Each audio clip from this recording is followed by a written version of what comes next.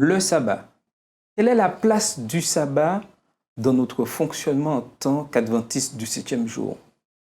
Durant ce 3e trimestre, la leçon des jeunes va faire en quelque sorte l'historique du sabbat, l'importance du sabbat et pourquoi nous sommes dans l'adoration. Le commencement et la fin et le sabbat dans tout ça. Nous allons discuter avec Florine et Saïda. Et Saïda nous fera la prière. Inclinons la tête. Éternel Dieu, nous voulons te remercier, Seigneur, de nous avoir gardés jusqu'à cet instant, Seigneur. Nous voulons réclamer ta présence durant cet échange, cette étude de ta parole, Seigneur. Fais-nous du bien. C'est en Jésus que nous t'avons prié pour ta gloire. Amen. Amen. Amen. Nous allons ouvrir la Bible dans Jean 1, les versets 1 à 5, où il nous est dit, au commencement était la parole, et la parole était avec Dieu, et la parole était Dieu. Elle était au commencement avec Dieu. Toutes choses ont été faites par elle, et rien de ce qui a été fait n'a été fait sans elle. En elle était la vie, et la vie était la lumière des hommes. La lumière, lui, dans les ténèbres, et les ténèbres ne l'ont point reçue. Avec ce texte, nous voyons, mis en place dans Jean, que au commencement, c'est Dieu qui a créé tout, et que la parole était avec Dieu, et la parole était Dieu. Donc, pour nous, adventistes du 7e jour, en tant que jeunes, nous croyons à la certitude des écrits bibliques. Elles sont véritables. Mais est-ce que dans nos vies, comment, surtout dans nos vies, mettre en pratique ce que disent les Écritures? Je pense que pour mettre en pratique, il faut commencer par passer du temps avec Jésus. Il faut déjà avoir cette habitude, ce réflexe. Et puis, au fur et à mesure des échanges, des discussions qu'on a avec lui, il y a des choses qui deviennent naturelles parce qu'il nous inspire, il insuffle. Donc, c'est plus facile, c'est plus simple de mettre en pratique, notamment les commandements, et en l'occurrence, ici, le sabbat. Ce que je pense. Pour mettre en pratique. De nous-mêmes, on n'y arrivera pas. Hein. Le trimestre dernier, on a beaucoup appuyé sur le fait que si on veut être indépendant de Dieu, il va nous arriver quelques petites bricoles, voire plus gros. Eh bien, là, une fois de plus, et on le dit, au commencement, donc le commencement, donc dans le texte, au commencement était la parole, et la parole était avec Dieu. Et d'ailleurs, au commencement, c'est le premier mot, les deux premiers mots que l'on retrouve de la Bible. Au commencement, Dieu créa les cieux et la terre. Donc en fait, ce commencement, eh bien, une fois de plus, la parole, c'est Dieu. Donc si on ne prend pas l'habitude de passer du temps, de lire sa parole, d'échanger avec lui des paroles, je pense que c'est très très difficile de mettre en pratique, voire impossible. Tout à fait. Tout à fait, je rejoins exactement Florine. Et effectivement, les cieux ont été créés par la parole de Dieu. Il dit et la chose arrive, il ordonne et elle existe. Donc la parole est déterminante. Même dans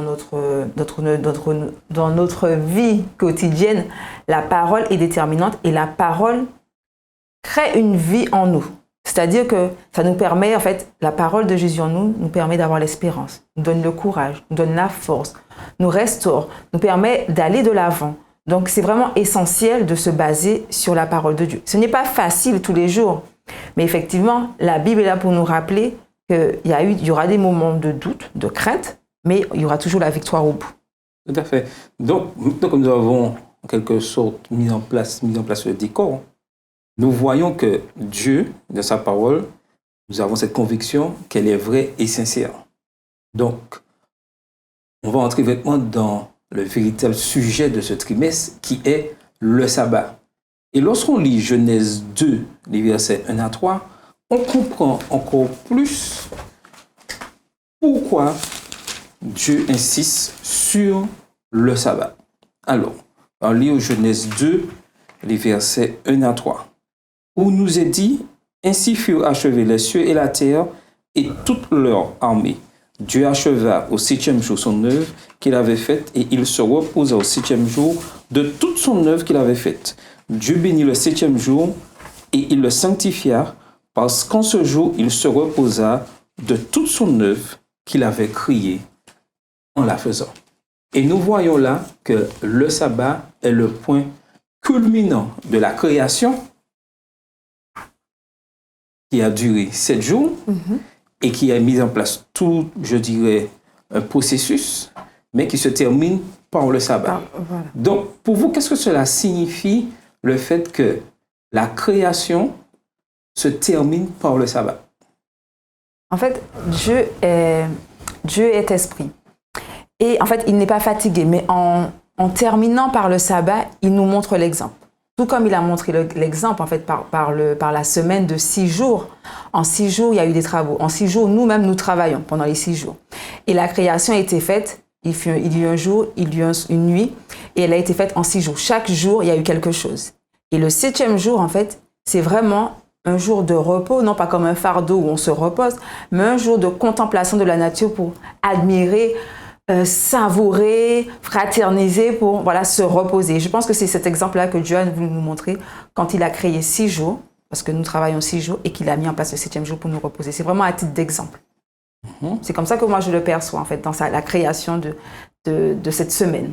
Et le plus qu'on voit dans ce sabbat, c'est lorsqu'on prend Exode 20, le verset 10, qui ajoute et qui complète vraiment une compréhension du sabbat. Tu ne feras aucun travail ce jour-là, ni toi, ni tes enfants, ni tes serviteurs ou servantes, ni ton bétail, ni l'étranger qui réside chez toi. Et je me dis que le sabbat, certes, Dieu l'a placé pour nous, mais je ne peux pas le garder pour moi. Alors si on voit bien sûr le texte dit, ni moi en premier, je ne peux faire ce que je veux, mais en plus il ajoute mes enfants, c'est-à-dire tous ceux qui sont avec moi, serviteurs, si j'ai une autorité sur certaines choses, mon bétail, et ni l'étranger qui réside chez moi. Donc, l'important, c'est de comprendre que lorsque nous sommes dans l'adoration du sabbat, cela n'implique pas que nous. Ça implique tous ceux qui nous entourent. Et ça, c'est quelque chose que nous devons vraiment comprendre. Certes, un peu complexe, mais comprendre que le sabbat est un jour vraiment apparent où je ne fais pas ce que je veux, mais que toute l'adoration doit être remise à Dieu. En effet, Charles, parce qu'en plus, comme tu dis, ce n'est pas n'importe quel jour, le sabbat.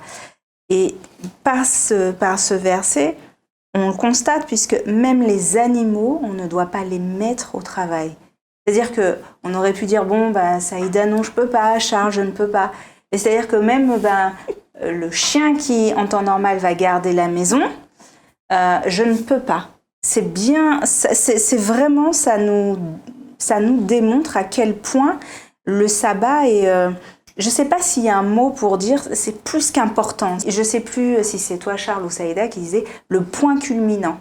Mais c'est vraiment ça. Là, une fois de plus, on vient et on appuie. Personne, pas même l'étranger, ne doit travailler. Ce jour-là est plus que spécifique. Il est plus que spécial. Mais ma question est, comment aujourd'hui, au XXIe siècle, mettre en pratique, parce que nous avons dit tout à l'heure que la parole de Dieu est et restera juste toujours, donc le sabbat reste un point jusqu'à la fin des temps. Comment aujourd'hui, au XXIe siècle, en tant que jeunes, vivre ce sabbat? Vivre le sabbat comme Dieu le demande. Parce que le texte n'a pas changé, il est toujours d'actualité pour nous, Exode 20, verset 10. Mais comment pouvons-nous vivre ceci aujourd'hui, avec toutes les influences En fait, vivre le sabbat, c'est vraiment... Notre façon de vivre le sabbat, ce sera vraiment la façon personnelle qu'on a avec notre Créateur. Quelqu'un qui vit le sabbat comme un fardeau, pour lui, ce sabbat-là sera pénible.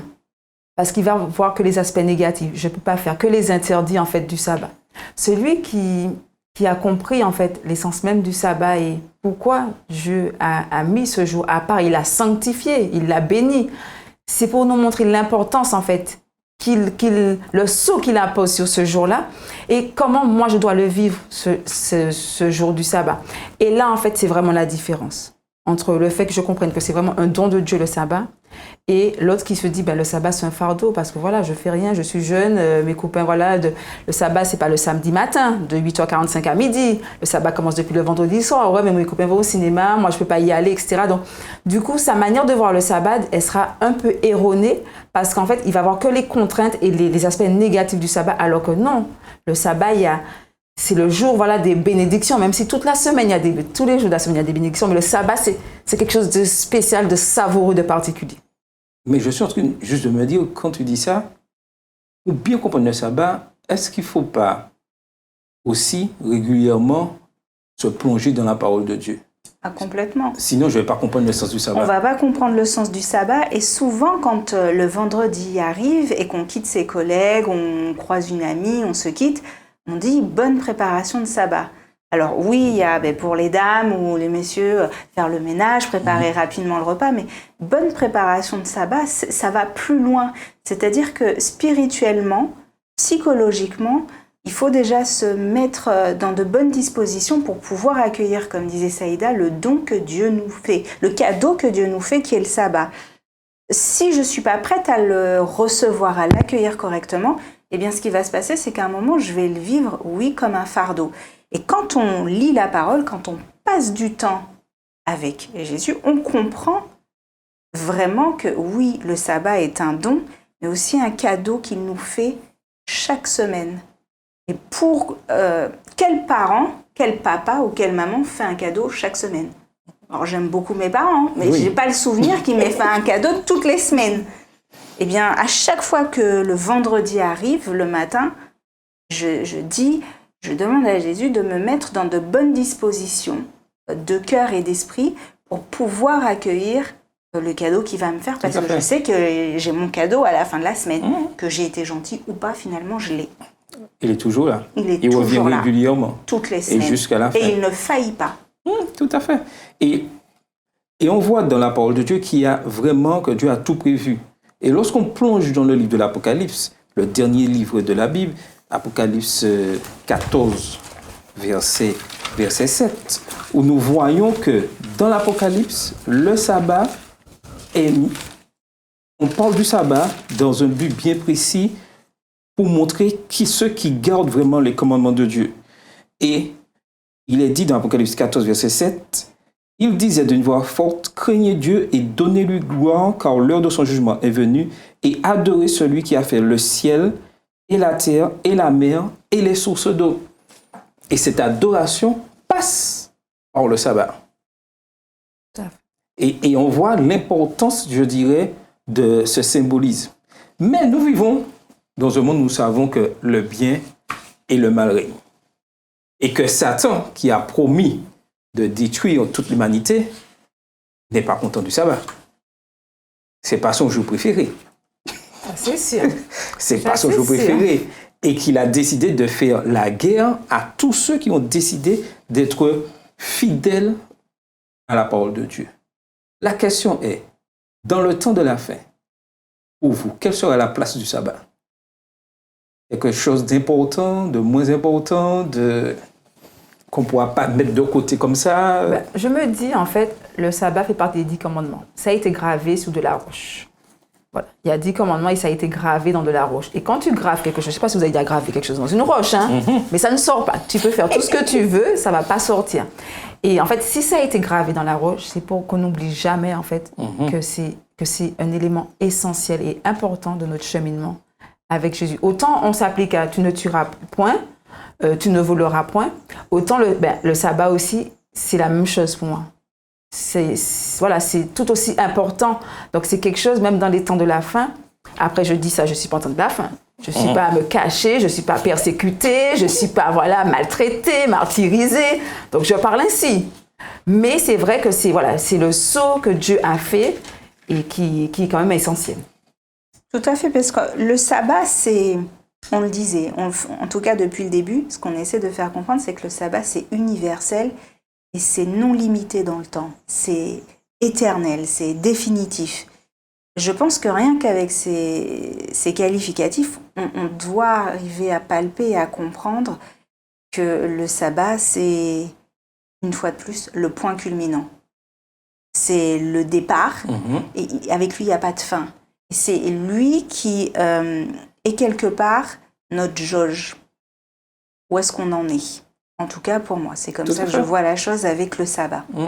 Tout à fait. Et pour encore appuyer ce que tu dis, on le voit dans Ésaïe 9, verset 6, où on voit que le sabbat ne s'arrête pas, je dirais, entre guillemets, à la fin des temps.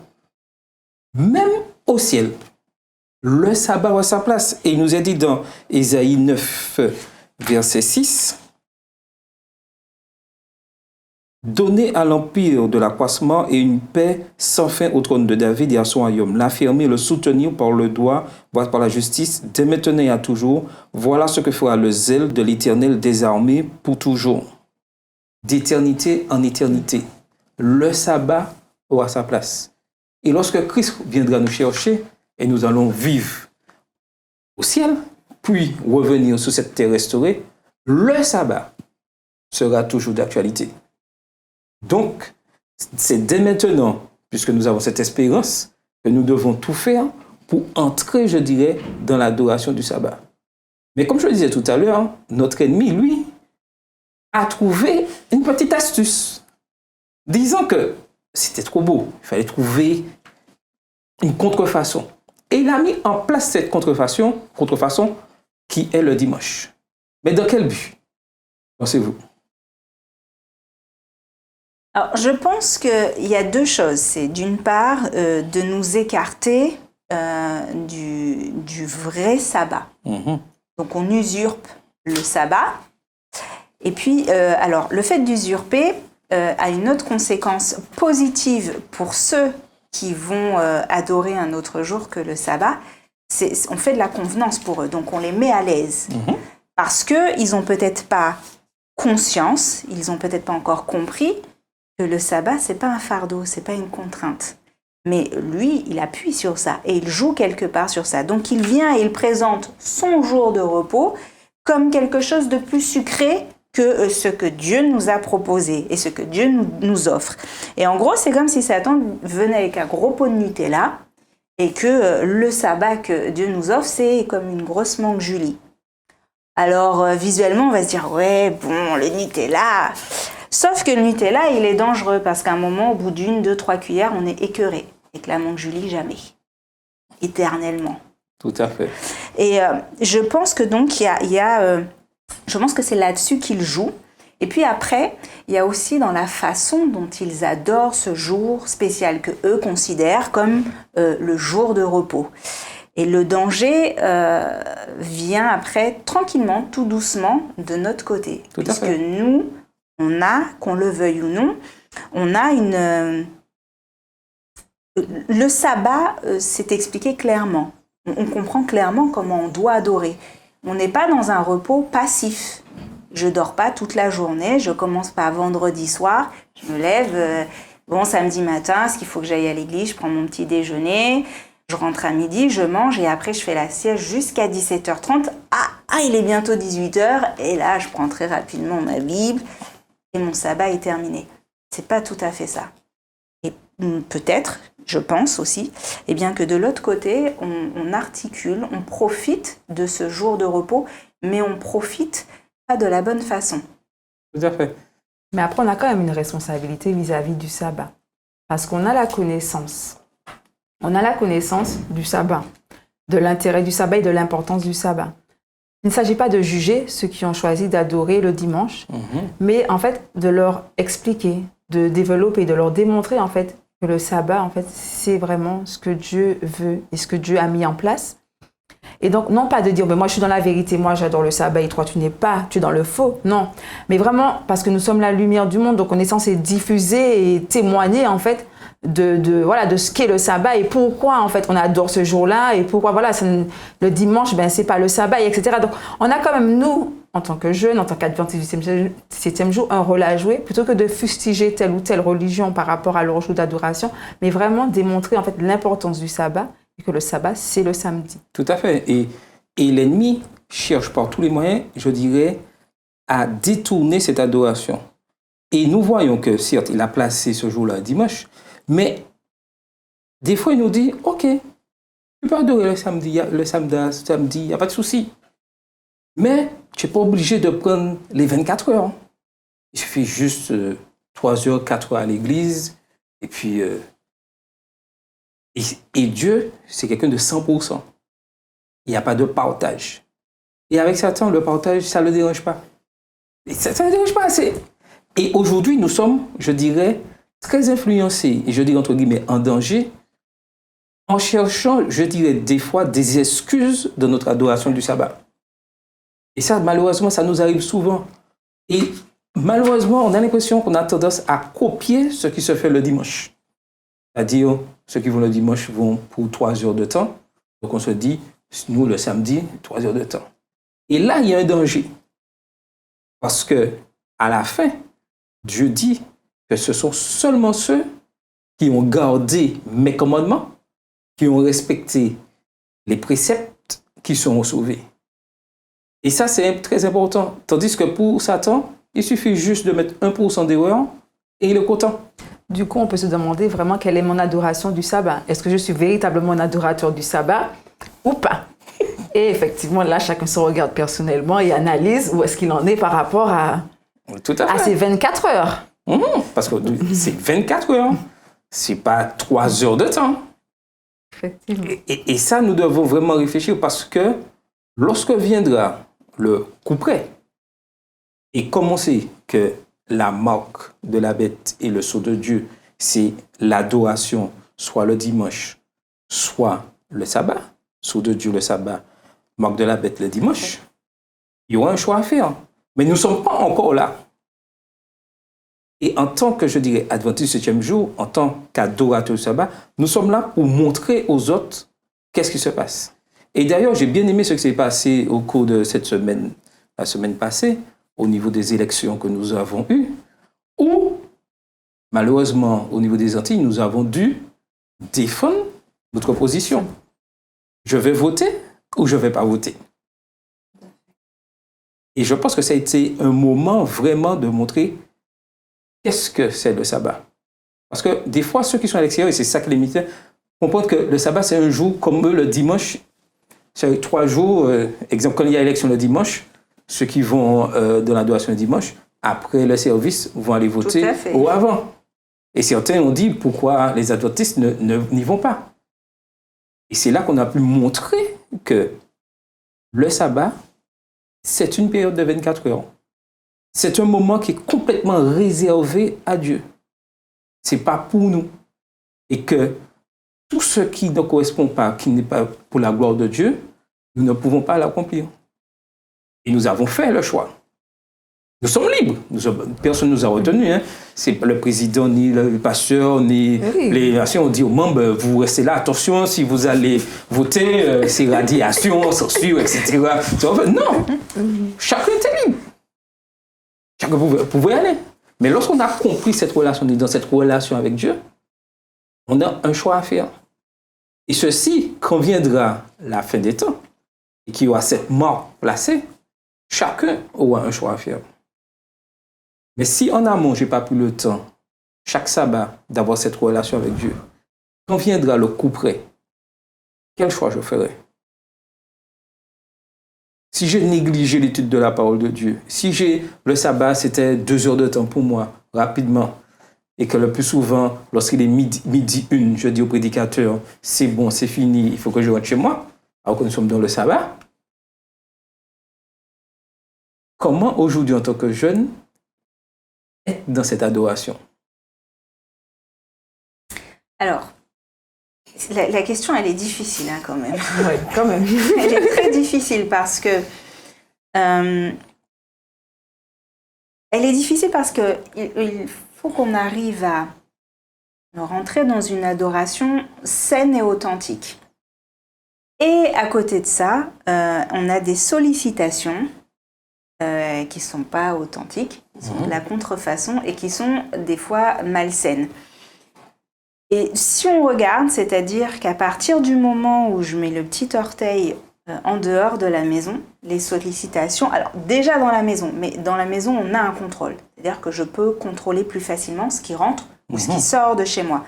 Par contre, une fois que je suis dehors, c'est plus difficile de canaliser, de cadrer toutes les sollicitations qui arrivent sur un panneau publicitaire, un voisin, enfin. Donc, pour pouvoir adorer le sabbat correctement, convenablement, ne serait-ce que déjà convenablement, je trouve que c'est très difficile et je me rends compte que j'ai pas la réponse. Parce que au fur et à mesure, quand on décortique vraiment, on prend conscience que c'est plus qu'important le sabbat, mais on se dit, mais c'est très très important, mais je suis dans un environnement qui va chercher par tous les moyens, même ceux que je ne penserais pas, pour me déstabiliser et m'écarter, même si c'est de 2-3 cm, mais pour m'écarter du sabbat. Et sur 24 heures, eh bien, si j'ai fait 21 heures, oui, mais il me manque 3 heures. Et c'est peut-être les 3 heures les plus importantes. Donc c'est vraiment très très difficile. Et Charles et Saïda, je ne pourrais pas vous apporter de réponse. C'est trop dur, je ne sais pas. La réponse, peut-être, elle est très simple. La qualité de vie de mon fonctionnement du sabbat dépendra de la qualité de ma relation avec Dieu et par rapport à l'étude de la parole de Dieu. Sans entrer dans, je dirais, aucun extrémisme d'adoration, en voulant mettre des règles absolument. Et c'est ce que Satan veut faire, nous faire croire des règles, machin, Dieu. Mais lorsque j'ai compris que Christ habite en moi et que je prends du temps à étudier la parole de Dieu, je vois le sabbat d'une autre manière. Alors, j'ai juste une petite question, un exemple.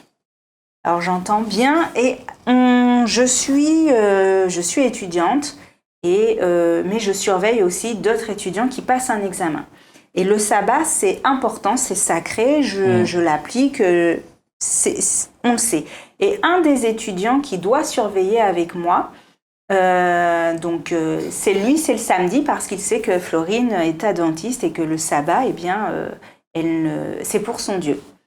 Et ce jour-là, il ne peut pas, il est malade et il me dit, voilà, je sais que le sabbat, c'est important pour toi, mais je ne peux malheureusement pas, je suis malade, est-ce que tu peux me remplacer ? Et je précise que ce n'est pas n'importe quels étudiants, ce sont des étudiants qui ont un certain âge et pour ainsi dire, qui ont une seconde opportunité dans leur vie pour avoir un nouveau départ. Et donc des personnes qui ont peut-être 40-50 ans et qui passent un examen qui va déterminer la suite. C'est très important. Alors je me dis, c'est le sabbat, donc non, je n'y vais pas. Il va falloir que vous débrouillez, mais on n'est que 2, et si personne n'y va, on est obligé d'annuler la session. Ou alors, je peux aussi avoir la possibilité de me dire, d'accord, c'est le sabbat, mais est-ce que quelque part, quand je vais aller surveiller ces personnes qui ont un certain âge et qui vont passer un examen qui va être déterminant pour le restant de leur vie, je fais du bien quelque part. Est-ce que je fais mal mon sabbat? Est-ce que je l'adore mal? Est-ce que je l'observe mal? Il y a 2 écoles. Il y a les écoles qui vont témoigner en respectant leur sabbat. Ils ont eu des victoires. Il y a l'autre école qui va te dire, il est permis de faire, donc pourquoi pas? Donc il n'y a pas de réponse. Là, actuellement, il n'y a pas de réponse parce que chacun, on a été confronté à un choix, mais c'est propre à chacun. C'est vraiment voir où on en est.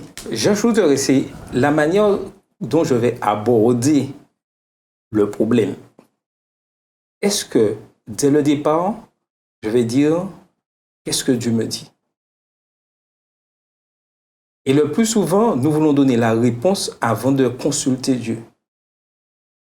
Et le plus souvent, lorsque je consulte Dieu, Dieu permet de trouver une solution afin que ce jour-là, nous puissions vraiment être un jour de bénédiction et je dirais de témoignage pour les autres.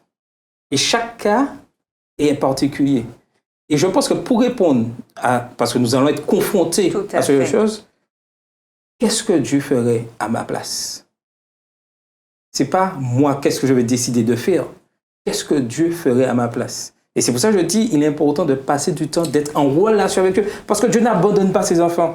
Il va toujours nous donner la solution. Mais le plus souvent, nous voulons donner notre solution pour... Ah oui, mais ça fait joli, c'est un beau témoignage. Je fais du bien. Je fais du bien, mais en amont, est-ce que j'ai consulté Dieu? Et le plus souvent, nous cherchons, et ça c'est la nature de l'homme, c'est l'ennemi qui met ça en nous, nous voulons des réponses toutes faites, alors qu'il n'y a pas de réponse toute faite. L'adoration du sabbat passe par une relation importante avec Dieu, pour comprendre qu'est-ce que c'est le sabbat. Et j'aimerais vous laisser avec ce dernier paragraphe qui, pour mieux comprendre comment le sens du sabbat aujourd'hui. Et il nous est dit dans le livre Évangélisé, à la section 8, page 207, écrit par Ellen G. White, nous devons donner aux gens l'exemple de principes purs, c'est-à-dire tous ceux qui nous entourent, nobles et saints, qui doivent différencier le peuple de Dieu du monde. Déjà, de notre manière de faire, il faut qu'il y ait une différence. Ensuite, elle ajoute, au lieu de se distinguer de moins en moins de ceux qui ne respectent pas le sabbat hebdomadaire, parce que nous avons la mauvaise habitude de vouloir toujours dire les autres là, elle nous dit le peuple de Dieu doit mettre si fortement en relief l'observation du Saint jour que le monde ne pourrait manquer d'identifier ses membres comme étant adventistes du 7e jour.